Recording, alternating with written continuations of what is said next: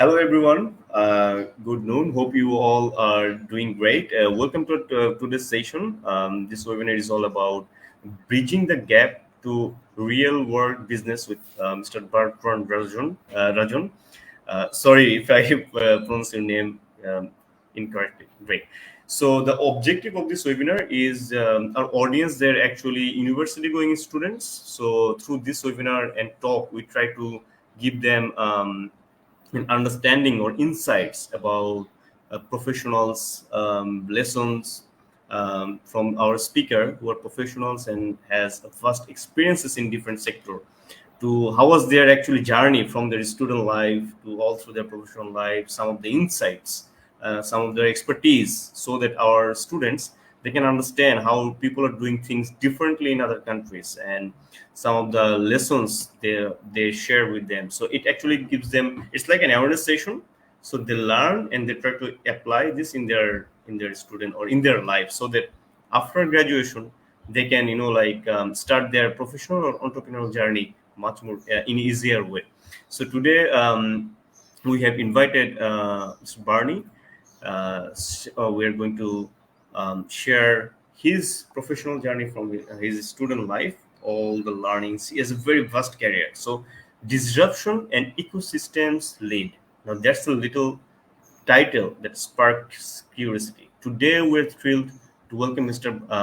Barney, a man who has spent his career navigating the ever changing tides of business. From his time at Nestle, where he championed inner disruption, to his current role as a founder of Presence, he is a master of adaptation and growth. As we delve into bridging the gap to real world business with Mr. Barney, he will share his insights on how to not just survive but thrive in today's dynamic landscape. It's very important for students to know these things. So let's give him a warm welcome. Mr. Barney, welcome to our session. Thank you very much. I'm very happy to be here with you and with everybody. It is the first time I engage with Bangladesh. I've never Yep. been, of course. I don't travel so much out of Europe. Great. I was about to say, welcome to Bangladesh virtually, like through this platform. No visa But required, by the way. there is the Bangladesh spirit here because you make me travel in a way, and that's Yeah. extremely positive. Thank you so much, Mahbub, for that. And this encounter is absolutely great. As you said, we will be Yeah. co-working in the chat. If there is anything, you can drop any question, any remark, Yeah. any comment you may wish, and I'll be popping on them and reflecting together. I don't have the Definitely. truth. I have my views, and this is where debate stems from. It's how we view things, how we perceive, how we evolve, and how we change. And for me, one key word is leadership. And I think it's the key word that is valid for everyone. And leadership, for me, took many years to truly understand, because I started from management, and I'll play with those two words during that time, the 45 minutes we'll have together. I'll be playing around those two concepts.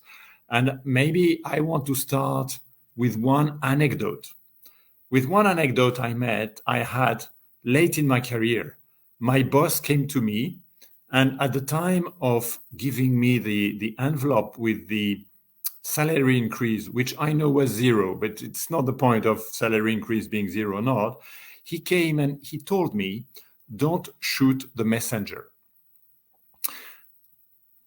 And I was quite stunned on how can a leader, a boss, a manager, how can he say something like this? Because it's the manager, it's the leader decision to decide about your environment, salary, progression, attribution, budget, everything. He or she has all the tools in their hands, and they are making the decision. And if the person comes to you and say, don't shoot the messenger, there are two possible messages. Either he doesn't know what is in the envelope, which is dramatic, because in that case, he he's not in charge of decision, or he's lying to me. He's afraid of making that statement to me that there is a zero salary increase. And that states is everything. This is the core of the matter. If you are a leader, you are to face reality, whatever reality is. So that will be the topic of the day, and we'll take from this anecdote much more than that. We'll dive into that. My name is Bertrand Rajon. I've been working 33 years with Nestlé. I was 20 years in the business. And then, when you hit 40, 45, your vision of the world changes relatively swiftly and you see things in a different manner.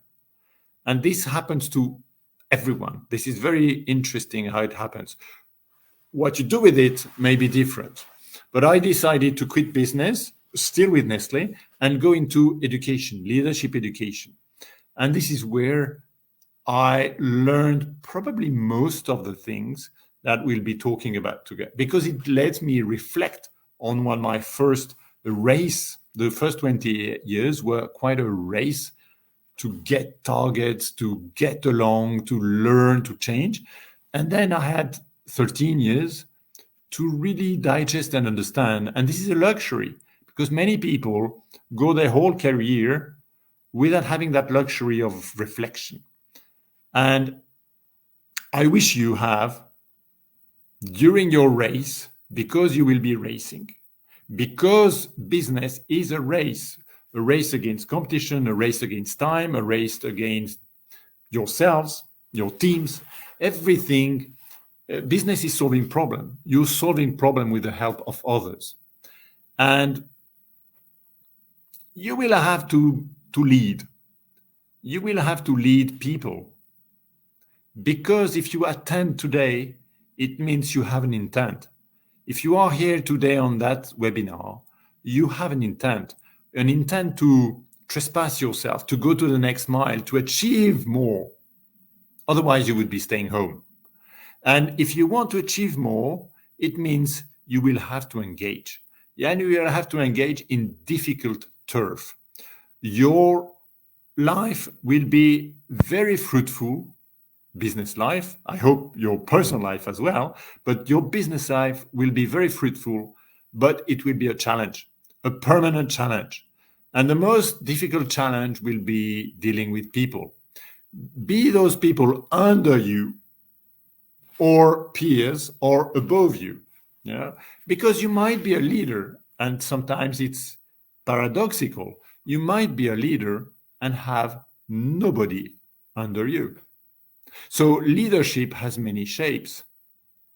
And leadership is interesting because it's the reflection of what you convey as conviction, as ability to help others engage into things they may not wish to. And I will use a contradiction. One of my colleagues came to me once and he told me, a leader can only demotivate their people. I told you, no, but no, it's wrong. Motivate, not no. A leader can only demotivate people. I said, what do you mean? And he told me, look, you can only be self-motivated. If I can pay you, can hit you, I can propose me many things. You will do it for money a little bit, but you will not be motivated. If you are not self-motivated, it will not happen. So what I have to do is inspire you. And this is what leadership is about. It is not, of course, there's motivation in there, but it's about inspiring. How can you be inspiring people? How can you be putting in front of them something that is aspirational? And they will do better than they thought they could. And that is leadership. Is pushing people to do better than ever thought they would be able to do. And that's your role. And that is what inspiring is about. Inspiring is pushing people to the next stage, making them able to achieve what I just said before, more than they thought. And it entails a very interesting element. It entails an element of incompetence. Say, wow. And I am about to write an article about the incompetent leader. Why? Because at my age, not your, I'm 60, so it's okay. At my age, I am incompetent.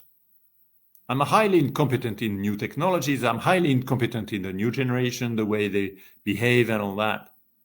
But I'm not incompetent in understanding where the world is going. What is the goal we achieve? What is the vision we have for a company? What is it I can help others with? And we have to accept as leaders, as we progress, that we will become incompetent. We retain the competency of the vision, we retain the competency of the direction, supporting others. But really achieving things is done by our teams, is done by our peers, who are much better. People who come out of university today are much more competent than I will ever be. And there's no way I can race with them. And that is good, because it's the next generation that takes over. And we should praise that always. And this is where the big contradiction comes. It is when we believe that age 60, we can still do all the jobs. That's the old time. This is when you had to do 5 jobs, the 5 jobs in the team, you had to do one by one, and then you could be elevated to the next stage as being the boss. This is over. Today, people have compartments of specialties, of abilities, capabilities, and we should respect that. And they will be much better than their bosses are. And this is the first time in years that it happens. Before, the boss had to be better than the employees. That is over. This time is just gone, meaning that we have to think differently. We have to think complementarity. We have to think betting on others' competencies. And the competencies of others are stemming from knowledge, but also attitude and ability to challenge. Traditionally, we all come from societies where which are patriarchal, as we say, where it is the figure of the boss is the saint. And we will change that. And we have started to change that because of technology, because also of evolution, because we also think transborder. It's over the time when the young kids were only limited in their village, in their city, in their county, in their country. It's over. There is a global village. Facebook is a global village of 1 billion plus. So we all are informed about the same things. We equalize differences. And the borders are more generational borders than physical borders. And this is where we have a profusion of ideas that come from outside, and sometimes they come from the US, and let's say that it's oftentimes comes from the US. But we have a profusion of new ideas that is very pervasive. It goes through all classes of society. And again, it's about age and generations. And that is very important. And we will change this patriarchal system that was used in South America. You know how it was in probably your society, in my society. It's the father, the grandfather, and so on. Yes, we respect them, but we respect them for what they have, or what they are, or what they have achieved, but not for what they will achieve, because this is our role, and you should take that role. Absolutely. Respect people for what they were, but they should respect for what you will be and will do. That's leadership. This is the way we gain our independence. The independence of thought, the independence of action. You will have to fight for it, because your society is not is like my society. It's a little bit rigid on the top. So we have to fight for it. That's change. And you'll get there. Believe in what you do. And sometimes, you know what? It doesn't work in societies, in companies. It doesn't work. You create your own problem, or solution, sorry. And this is where I also come with another concept, the concept of frustration. You have to be frustrated. The biggest ideas stemming from startups, stemming from innovation, is because people are frustrated. 90% of the time we accept frustration, administration, problem in life, where we accept it. There are people who don't accept them. So they create the solution. They create a startup or an intrapreneur, as we say, not entrepreneur, but intrapreneur. Sometimes there are startups inside big companies. This is the best success you can hope, is to have a company that opens the capabilities of their talent to change the turf and to help transform this company. Internal startups is the most successful model you can hope, and I will talk about others. This means that you have to change mentality. And if it doesn't work inside, you have guts, you have the energy, you have the capability to create it outside. That is leadership. Sorry to interrupt. Just like you just mentioned, entrepreneurship and the mindset and perception. So we'll also later on would like to know, as a students, as they are very confused with so many negative stories, news, thoughts around them, how they can develop a constructive perception for a for betterment of them. So just to point that note. Yes, thank you. 90%, 80% of startups fail. Same inside, as Project Insider. The problem is not the number, it's the willingness, it's the mindset. It is also, you have to be clear if this company where you will be working is not open to change, because sometimes family companies are very rigid. You know what you have to do. Talent will be rare. Talent is the highest currency. It's the highest currency on the market. It will be talent. And by the way, you will not be employees. You don't have to be employees. You have to be employable. And from being employee, which is passive, to employable, which is active, is making your destiny unique. You have to make yourself unique. Unique in training yourself, evolving with time, knowing something that others don't know. It can be a language, can be a skill, can be many different. You have to make yourself unique, distinguishable. And there are many ways, many combinations, and the best way for it is training. Train yourself all your life, because when you get out of university, you're perfectly trained. But the value of it will erode with time if you don't keep it updated. And the new generation comes and knocks on the door. And they are eager as well. So keep yourself updated and then get yourself to leadership positions where it's not about doing, but it's about influencing.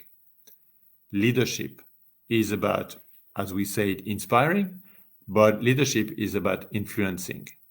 It's the skill of being able to convince others to do things they didn't think about.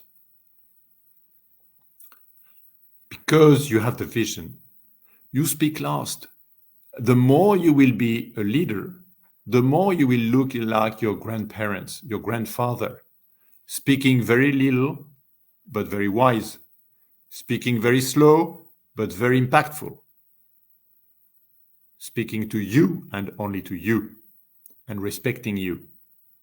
So sometimes I say to the old generation, leave space, but also use the talent they have. And think of your grandfathers, grandmothers, how they talk to you and how you obey or you are inspired or you retain their words. That's leadership. That is leadership. And we should think of a leader doing nothing. I will use exaggerated black and white images, of course. Just thinking and supporting their people. It is key, and this is the second aspect, that the role of the leader is to protect their people. Your role is to make sure that they operate in a safe space, that when they will be challenged because time will be difficult, the shield is you. And you don't pass on the tough time, the stress. We say stress in, inspiration out. So you are the buffer. It costs a lot, but you paid for that. You are the buffer. You take the stress from the company, from other bosses, all that. You take it, but you don't pass it on. It's not because people shouted at you that you will shout at your people. On the contrary, if you were shouted at, you use that energy to just instill inspiration to others. And if there is a problem, you are the responsible. Nobody else. Nobody else. And people will read you very quickly. If you pass on the problem to others, what's your role? You're a postman. If you keep it for yourself and you transform it into energy, that is when you are the true leader. Smile at people. Let them talk. Talk last. Never take the word first. Speak slow. Become as much as you can closer to the speech of your grandparents. Think of your grandfather. Always think of your grandfather. The wisdom they have. They never talk first. They always listen around and they know what to say. Don't wait being 70. It's at early stage that you can pick that. It's a challenge, but it is also something you should master over time.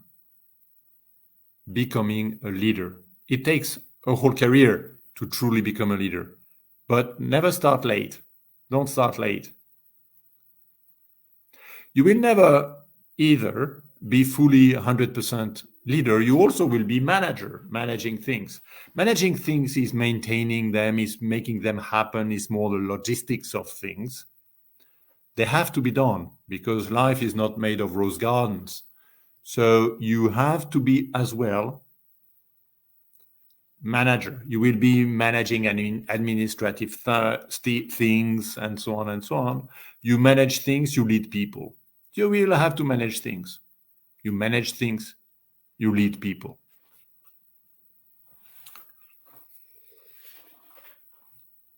Any point, anything you would like to go along now? Yeah, it is very. I must say that innovative way, that way, because leadership, we in general, especially students and some professionals, find it very difficult, very vast, and we think about like it takes like when you become a boss, then we become a leader. But it is not like that. In our personal and professional life, we can be a leader. We can, if we own our responsibilities, this is leadership, to like take responsibility and ownership of our task, personal and professional, in both ways. And the way you the, it's a very good example, I must say, and innovative and creative. um, we haven't seen anyone, like I haven't heard yet to like resonate that way. That is really true, because like wisdom that if we look at our parents, the wisdom they have and the way they speak, because they listen more, and whenever they say, they share very little but impactful. It's very important. And the thing that you've said, it's about mindset. If you if I would like to uh, request to share some of the reflection on, say for example, mindset. So when we in developing countries, especially here, when you go and say, I got the job, that is it, I don't develop. Eventually one day I'll be a leader. But about the mindset that you have mentioned, to make us unique, employable, and like on the point is, that entrepreneurship. So how can we, or students or professional, can like develop these skills? Some of the easiest way from your experiences, if you share a few examples, that if I want to be a leader, say for example, from today I want to be a leader, I'm a student or I'm a entry level professional. So what are the things I should do to develop, like my mindset, my employability, like how can I develop my knowledge, and why it is so important to like update our knowledge, to be a leader. Very good. I think and we all see that the speed of change of the world is extremely fast, and it will accelerate. So we become obsolete faster than in the past. That's the reality. And at the same time, companies adapt, and they're able to adapt. Why? Because it's an organism that has its own life with the old cells and the new cells, and then there's this fight and this continuing element. And some organisms don't survive, others come out and on. So we should see it as an organism, as a body, where the new and the fresh cells are able to adapt to the environment. That's the entrepreneurship. How it can be a project, by the way. We don't need to make a startup inside. It can be project, AI, and all those things. But what we see as well is that if I take the example of Nestle, which I was 30 plus years part of, we have a brilliant 2 billion per year R&D center. 2 billion per year. It's a huge amount. In the past, it was producing a lot of innovation. Today, not so much. Not so much. Why? Because we think with limited perimeter. We are in a limited perimeter. And what happens is that there are more brains, PhDs and universities and so on. There are more brains outside of Nestle that are thinking on the same field than we have inside. So there's more things happening, because today you can create with your computer, you can create a company. You can create a startup. High tech is a bit different, but service on your computer in 10 minutes. So when you think about it, you better bet on two aspects, the internal one, but also the external one. So we should be, and that comes to your question, we should be understanding what's happening outside and what is it that changes the world outside that I can cooperate with. As a big company, we can buy those startups. We have to buy the right ones, but a small company can joint venture, can reflect together. So, but for that, you need to have that purpose. Where is it I want to get my company to? What is the next stage of development that my consumers will want to have? So you need to have a very deep understanding, and this will be coming from the young generation. They understand very well what's going on in terms of reaching consumers, in terms of consumer understanding, consumer behavior, and so on. We do have a vision. If we can team up with the external world, and that is new, how can you join the external world to be a force for good, a force for good for society, a force for good for your own company? That is leadership. That is understanding what the next tomorrow will be made of. What is it you can do to help and transform that world? Because you will have a wider impact than you think if you do it well. It's not only will be limited in Dakar or whatever. No, Exactly. it can have a wide impact, and you should think about it. If you fail, it doesn't matter. It's not about succeeding, or it's about acting.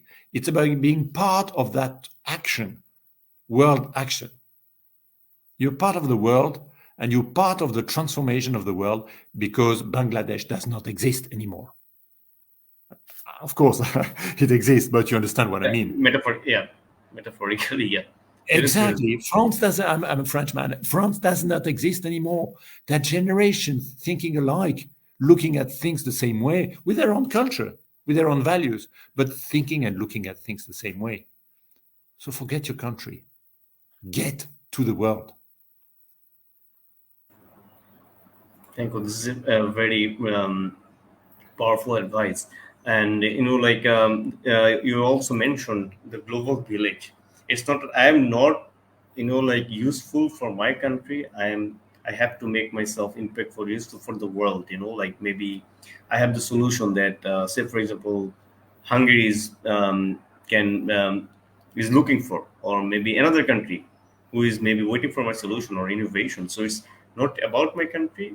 Definitely I have to think about it, but I can think the world as my own country, as I'm a part of it. So we have to like broaden our mindset, so that so many creative and innovative things may come out of that mindset. So like if you share some effective strategies for students to demonstrate, or graduates to demonstrate leadership potential during their first job, even if they're not in a formal leadership role, how they can like make Yes. themselves. Yes. The first thing is the personal perception, how people are perceiving you. And this is how you talk. The first thing is to talk slow. And I will repeat it now. Talk slow, make pauses, and be very assertive. You talk slow, you make pauses, and you are very assertive. Because if I start to speak very fast and explain my things and I don't know exactly how to finish my sentence, it's over. It's too difficult. People don't want to listen to you. You have to project your image. If you don't do that, you will miss the first step. You will have half of it, but you must have 100% of the first step. The second step is don't be the first to talk. Let others express. They will talk, blah, blah, blah. Yeah. You will think, and you will use that talk that you have heard to make the synthesis. And you come at the end and say, okay, what I've heard is this, and always 3 points. Never more, not 4, not 5, 3 points. 3. The 3 points are, I've heard this, I've heard that, and on top of it, you say this. This is very wise, and I think we should go along that route. The second thing, speak last and all that. The third one is ask questions. Don't do statements. Statement come at the end. Ask questions. Are you sure this is what we should be doing? Are we equipped for that? Do we know how to get there? What do you think? So ask open questions where people will build on you. But those open questions are not naive and stupid. They are showing where you want to guide people and where you lead. So this is important, that you will be the one to be orienting the creek. by asking questions, by speaking last, and being very assertive in your sentences, making pauses. Think of your grandparents again. They are your model in leadership, Absolutely. behavioral, behavioral leadership. So these are my three advices. I came very late to it, you know. If I had known it when I was 25, It could be different. I would be president of no Some country. of Bangladesh. Just who knows? So there is a question. We see that it has been shared by Mr. Aman. We see that a rapid transformation happens in current days. Can you give some easier guidelines to the youth leaders so that they can cope up with the rapid transformation? Your knowledge. You know more than anybody else. As young leaders, you know more than anybody else. But the problem is your culture, is my culture, is that you are subdued to the generational effect of respecting too much the older generation. So you think you are that size, but not. That's the problem. Our problem is in our heads. You're still at school. You're still looking at the master, the class master. It's over. The class master knew more than you. Not in the Yeah, company. In the company, you know more. Not in every compartment, but in many compartments, you know more than your bosses. So you help them. You give them a service. Be conscious about that. Be conscious about your role in companies. Be assertive. one, You have to be assertive. Sorry, Mahmoud. no, no, no. Great, thank you. And just like taking back, like a little bit earlier in your professional career. So your own career journey. If we look back, what surprised you most about the transition from university to the professional world? I was very ill prepared, I must say. I was more in sociology and society than marketing and sales. I had no clue about marketing and sales and all that. So the first big thing for me is to cope with that, to learn quickly what marketing and sales mean, what it entails. This, you're not stupid when you're 25. You learn quick and you're not the best, but you understand what's going on, and and that's fine because I had a boss who helped me a lot. So I was really, really, really lucky to have that boss who helped me being framed into the right direction. The most difficult for me was not so much from university to that. The most difficult for me was just after that, after 2.5 years of being a trainee, they propulsed me to Hungary because I spoke Hungarian and I went to Hungary and then they gave me a team of three and I had never led anyone and I was not prepared for that and I made a lot of mistakes. I made mistakes in not doing because I still wanted to do things, like a trainee, and I was not giving the right directions. So I was not prepared. I was prepared to do a good job in achieving, in doing, but not in leading. And I think this is where I should have been prepared to be a leader. And I Would you wasn't secure. I wasn't secure because I didn't know what to do as a leader. So it took me 2 years to really grasp what I should do. Prepare people not for what they do, but for what they will not do. If you are a leader, you don't do. And you need to be prepared for that. And that's the most difficult. So the point that you've shared, the preparation. So to be a leader for a professional, so do you mean by preparation? Say for example, just you mentioned that Nestle offered you to go to Hungary and lead a team. So say for example, I'm in a company and after 1 year seeing my potential, maybe they offer me to like be a mentor, to be a mentor of few people or a leadership role. So what do you mean by preparation? So when we start our professional journey, since the beginning, how we can prepare for the leadership role that you have mentioned about preparation. So how we can prepare or mentally ready ourselves to be a leader. Meet leaders, speak with them. Meet leaders who are like first time leaders, second time leaders. Meet all that, speak with them, constantly speak with them and tell them what surprised you most. How did you cope with? What was the most challenging element? How did you, with whom did you talk? So make yourself a little bit vademecum, a little bit of a passport of preparing myself, understanding what my challenges will be, because you will be like every single one of them. You will be challenged by and facing reality that that's it, how they deal with people. Some of you have it instinctively. I did not have it. I had to learn it. Great. And throughout your impressive career, you have held leadership positions across various industries and countries. So, what transferable skills have been most valuable to your success? And transferable skills, can it make us employable that you have mentioned earlier?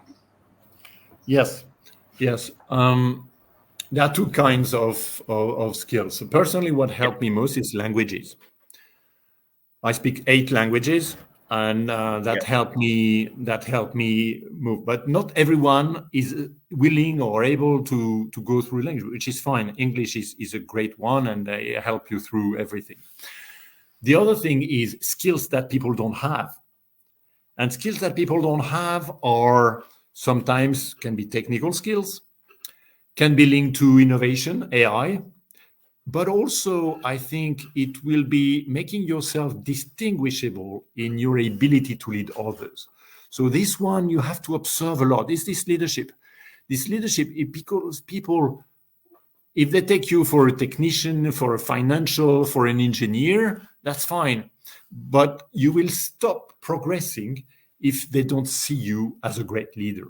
So the most distinguishable element, you must have those technical things, marketing, sales, or my engineering, but it's being a good leader, being good with people, being great with people, respecting them, talking to them in a different manner than others. Never shout at people, ask questions. So you will be Yep. distinguished. Say hello to everyone in the morning, smile. You know, a lot of people come and say, "Oh, hello, hello." You smile. You're the person people want to know, you know, and be Exactly. respectful. That will make Good. yourself distinguishable from Absolutely. 80% of the others. Also people like to keep them around positive people who transfer positive energy, when you greet them, try to ask them about how is their family life, personal life. And to be a leader, so a person has to be also likable by people, otherwise they will not listen to them, Yes. something like that. And Likeable and respectful, because sometimes they might yeah, not like your decision or your attitude at some point, but not always, of course, and likable overall, yes, yeah, but being respected, because you will have to tell the truth. And I will take an example. yeah, When sure. you will be a leader, you will have to fire people. You're not in for the pleasure of the job, that you have to announce the good news only.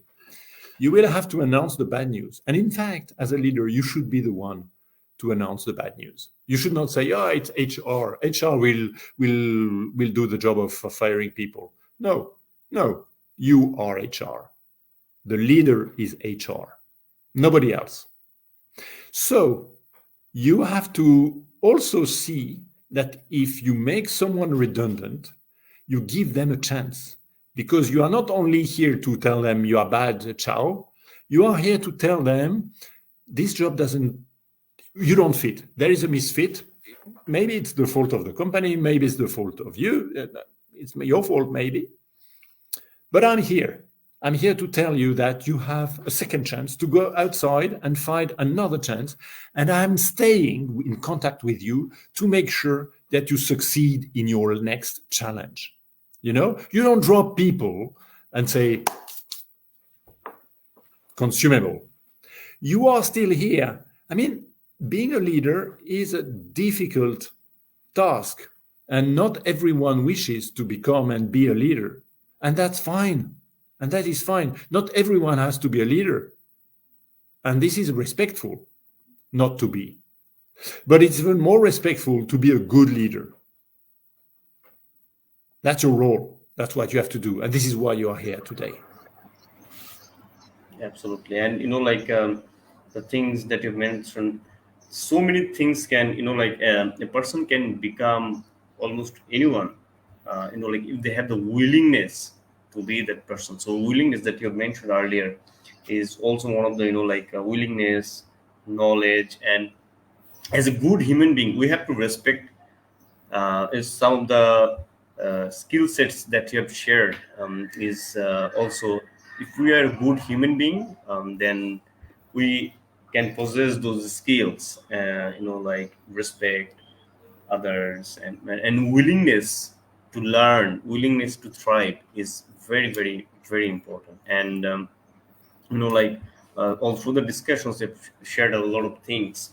So as we are about to at the end of our session, so how students who are listening and going to listen can change their mindset, because as I mentioned earlier, there's so many negative thoughts because of social medias, online news, things, negative news spread like fire, that there is no jobs, there is no opportunities. If you want to be an entrepreneur, you have to go through a lot of challenges, no funds, stuff like that.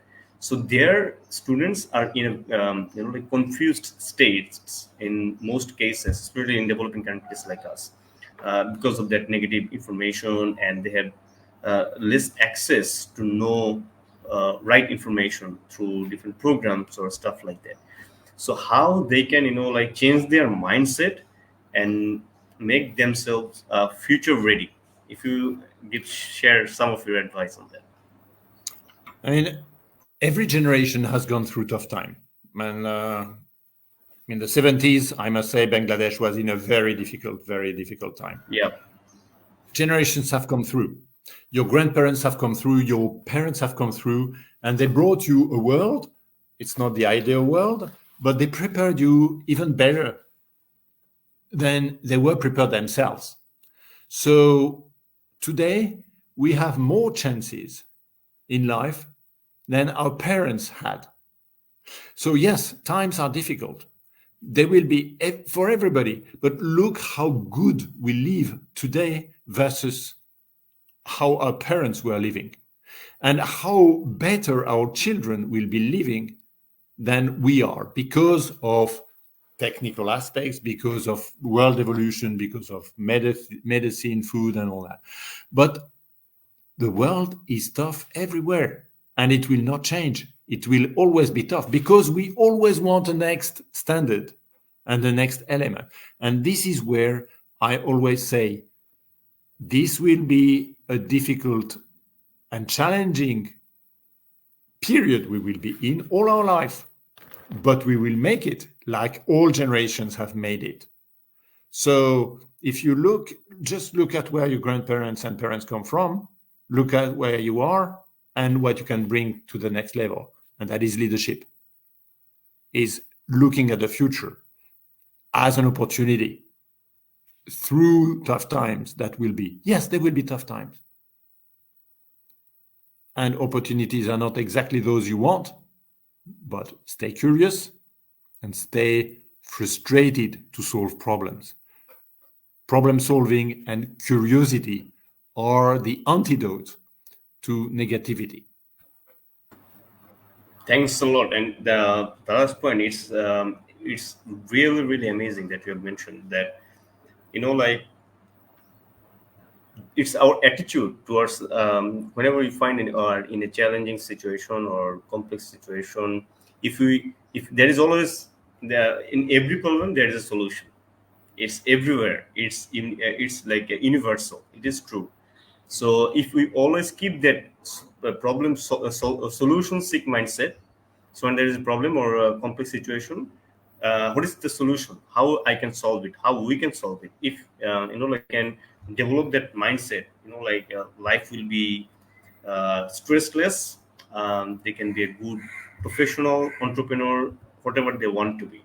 So it is very true, and thank you so much, Mr. Barney. That but your experiences is so vast, but because of our time limitation, we have to complete within a time frame. But we really would love to explore so many collaboration for students, so that we can, like you're a resource person, we can get some insightful information and guidelines from your expertise, so that students can make their life or professional life impactful and success one. So, on behalf of School of Entrepreneurship Development, I would like to share our sincere gratitude and wish you very best of luck. And through that mindset of helping others, the way you have allocated your time to share your vision insights, so that students can get a guideline, uh, aware be aware about their to do things or to develop and how to see or vision their life is an honorable an honor for us to have you with us, and thank you so much for your contribution of today. Thanks a lot, Mahbub.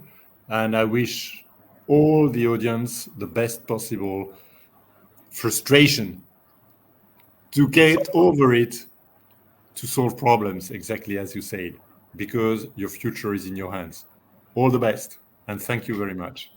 Thank you so much and have a good day. Same to all of you. Bye.